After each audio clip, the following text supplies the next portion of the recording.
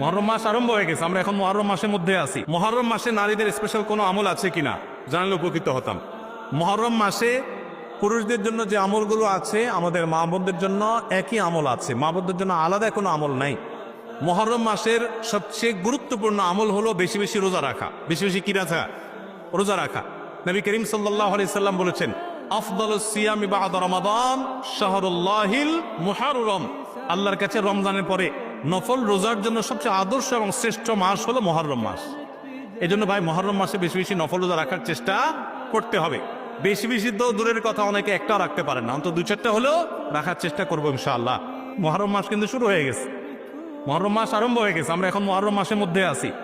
সম্মানিত মাসের মধ্যে সম্মানিত 4টা মাস আছে, এর ভিতরে সবচেয়ে শ্রেষ্ঠ হলো এই মুহররম মাস, বছরের প্রথম মাস, হিজরি বর্ষের। অতএব এই মাসের প্রধান আমল হলো বেশি বেশি নফল রোজা রাখা। দ্বিতীয় আমল হলো মুহররমের 10 তারিখ আশুরা, এই আশুরা উপলক্ষে 2টা রোজা রাখা। 9 আর 10 রাখলে বেশি উত্তম, আর না হলে 10 আর 11 এই 2টা রোজা রাখা নারী পুরুষ সকলের জন্য সুন্নাহ। নারীরা যদি মাসিক অবস্থা না থাকেন তারা রাখবেন না, মাসিক অবস্থা না থাকলে তারা রাখবেন না। তাদের নিয়ত থাকলে আল্লাহ তাআলা তাদেরকে এমনিতেই সওয়াব দিবেন ইনশাআল্লাহ।